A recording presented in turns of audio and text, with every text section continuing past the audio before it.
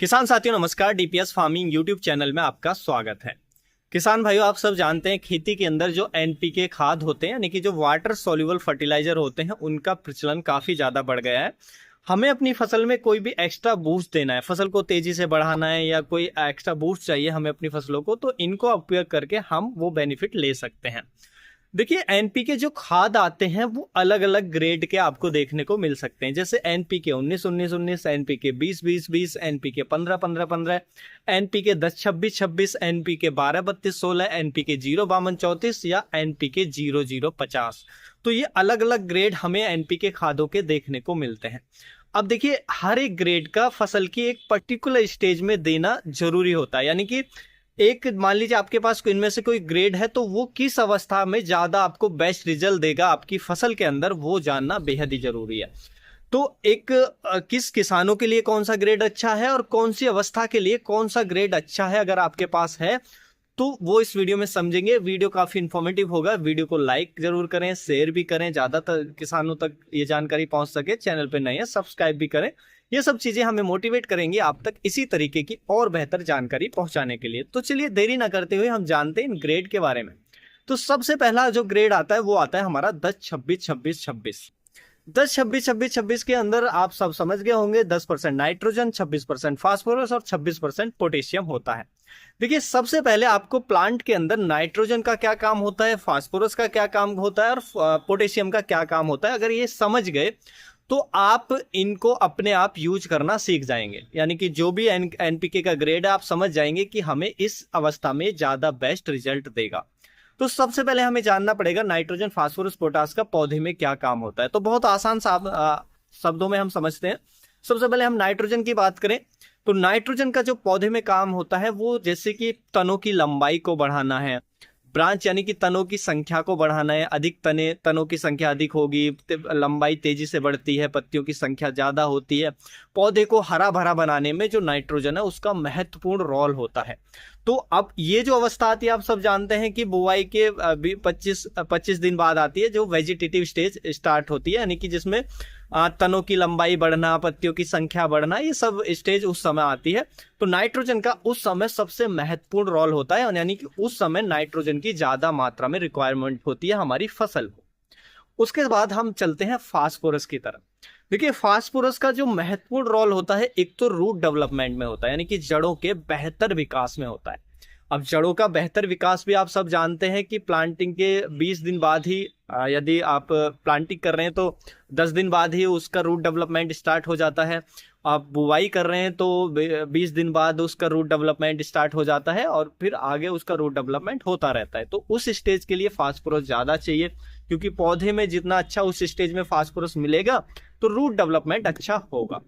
उसके साथ साथ फ्लावरिंग स्टेज के लिए, यानी कि फूलों के लिए, क्योंकि ये ज्यादा फूलों को प्रेरित करता है जो फास्फोरस होता है। फास्फोरस की अच्छी मात्रा होगी, फसल के अंदर फूल अधिक आएंगे, और जब फूल अधिक आएंगे तो आप जानते हैं फूलों से ही फल बनते हैं, जिससे उत्पादन हमें बहुत अच्छा देखने को मिलेगा। तो फ्लावरिंग स्टेज के लिए फास्फोरस बहुत जरूरी होता है। उस अवस्था में फास्फोरस की उचित मात्रा होनी चाहिए। उसके साथ साथ जो हमारे फलों के विकास का यानी कि फल डेवलपमेंट होता है, यानी कि सब्जियों का आकार बढ़ता है, साइज बढ़ता है, उसके लिए भी फास्फोरस जरूरी होता है। तो ये 3 अवस्था हैं जिनके लिए हमें फास्फोरस हमारे प्लांट को ज्यादा रिक्वायरमेंट होती है। सबसे जरूरी अवस्था रूट डेवलपमेंट के समय और दूसरा फ्लावरिंग यानी कि फूल बनने के समय हमारी फसल के अंदर। अब जानते हैं पोटेशियम।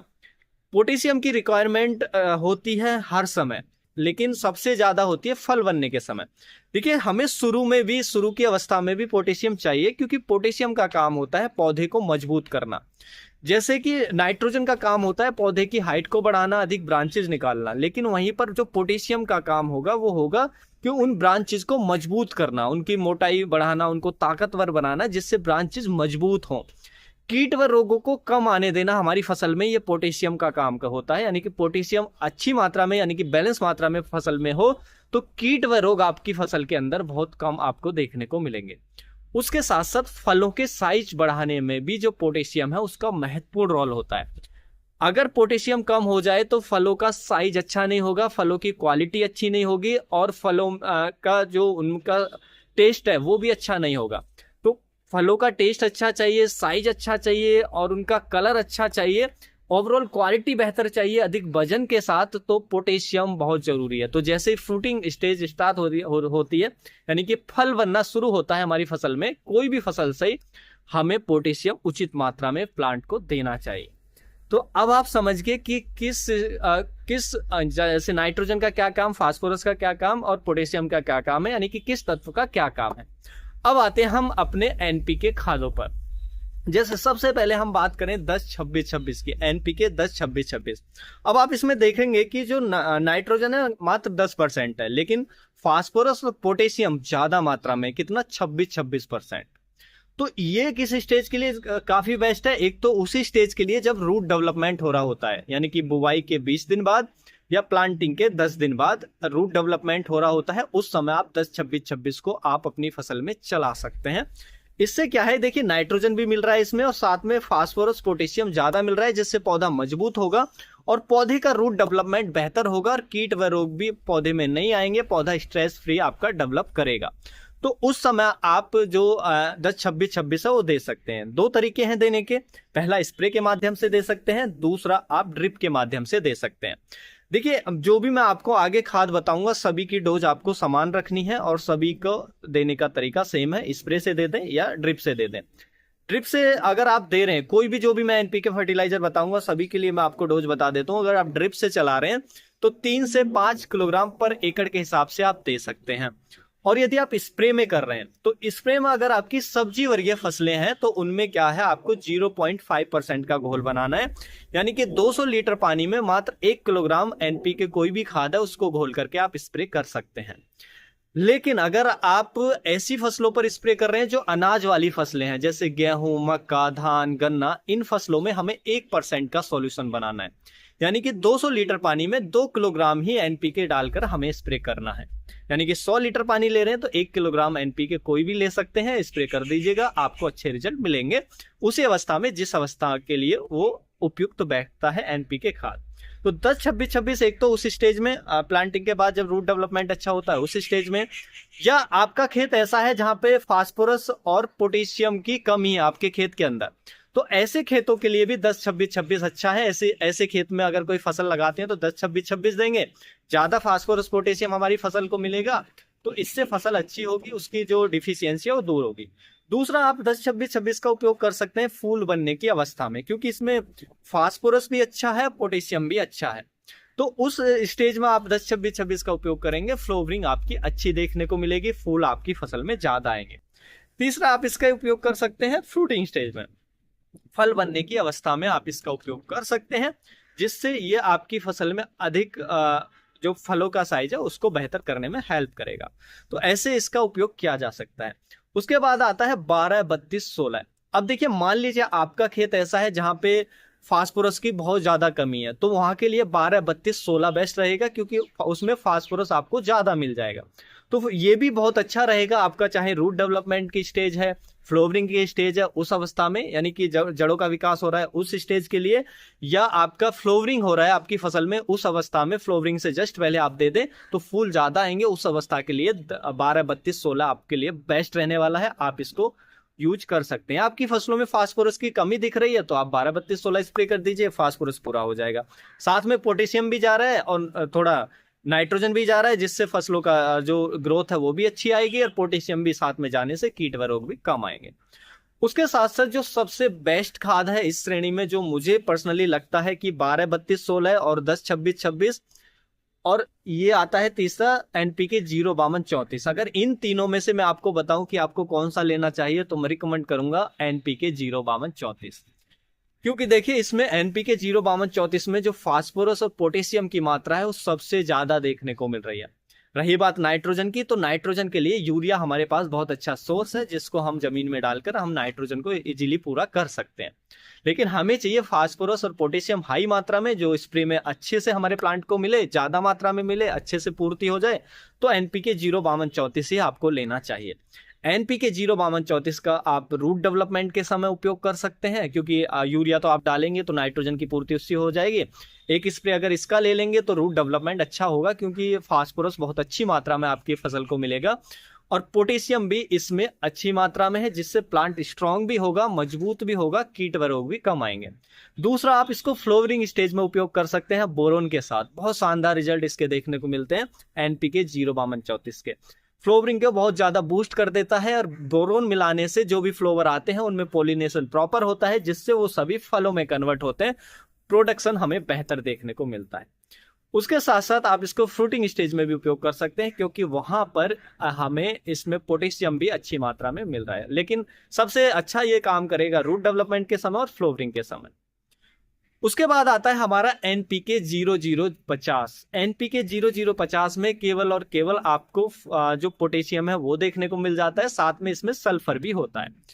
तो देखिए, इसके अंदर पोटेशियम होने से, केवल इस एनपीके खाद के अंदर पोटेशियम है, तो अगर आपके खेत ऐसा है कि जहां में पोटेशियम की कमी है या आपने पोटेशियम जमीन में नहीं डाला है फसल में, तो आप एनपीके 0050 से पोटेशियम को पूरा कर सकते हैं या उसकी कमी को पूरा कर सकते हैं। या मान लीजिए आपकी फसल के अंदर आप फसल कमजोर दिख रही है, कीट ज्यादा लग रहे हैं, तो आप किसी भी स्टेज में एनपीके 0050 का स्प्रे ले लीजिए। पोटेशियम जाने से पौधा मजबूत होगा, कीट व रोग कम आएंगे। उसके साथ साथ सबसे बेस्ट, अगर हम इसकी अवस्था की बात करें, किस फसल की किस अवस्था में सबसे अच्छा काम करेगा, वो है फ्रूटिंग स्टेज, फल बनने की अवस्था, क्योंकि इसमें सबसे हाई 50% इसमें हमें पोटेशियम देखने को मिल रहा है। तो उस स्टेज में जैसे ही फल बनना आपकी फसल में शुरू हो, तो आप 2 स्प्रे के ले लीजिएगा, बहुत ही शानदार रिजल्ट देखने को मिलेंगे। फलों का साइज बेहतर होगा, क्वालिटी बेहतर में होगी, अच्छी क्वालिटी के अच्छी साइज के फल व सब्जियां आपको देखने को मिलेंगे। तो एनपीके 0050 का आप यूज कर सकते हैं। देखिए, एनपीके 0050 का आप यूज किसी भी फंजीसाइड, इंसेक्टिसाइड के साथ ना करें, ये मैं आपको सलाह दूंगा, क्योंकि इसमें सल्फर होता है और सल्फर ज्यादातर फंजीसाइड और इंसेक्टिसाइड के साथ कंपेटिबल नहीं होता है, जिससे ये रिएक्शन कर जाएगा और आपका सॉल्यूशन फट जाएगा, जिससे आपको अच्छे रिजल्ट नहीं देखने को मिलेंगे। तो इसलिए आप इसको सेपरेट ही यूज करें। उसके बाद हमारा नेक्स्ट हम ग्रेड की तरफ बढ़े, तो वो आता है हमारा एनपीके 1919। देखिए, एनपीके 1919 ले सकते हैं आप, या इसके एक एनपीके 2020 भी आता है, एनपीके 1515 भी आता है और एनपीके 1717 भी आता है। लेकिन इन सभी ग्रेडों में जो सबसे ज्यादा प्रचलित है, सबसे ज्यादा फेमस है किसानों के बीच में, वो है एनपीके 1919। तो एनपीके 1919 देखिए, ये हर एक स्टेज के लिए बेस्ट है, क्योंकि इसमें तीनों जो तत्व वो बैलेंस मात्रा में है।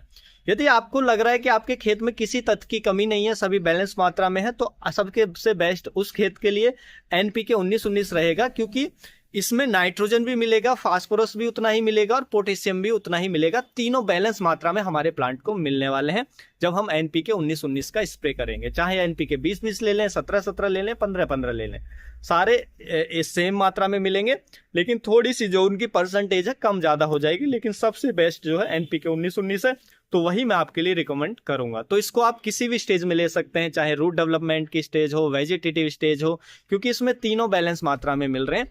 तो हर स्टेज के लिए बेस्ट रहता है एनपीके 1919, जिसका आप उपयोग करके तीनों तत्वों को पूरा कर सकते हैं इजीली, और जिससे आपकी फसलों की जो ग्रोथ है बेस्ट आपको देखने को मिलेगी। डोज मैंने आपको वही बताई, जो एक बताई वो सभी के लिए डोज अप्लाई होती है। कोई भी खाद ले रहे हैं उसको उसी हिसाब से अपनी फसलों में यूज कर सकते हैं।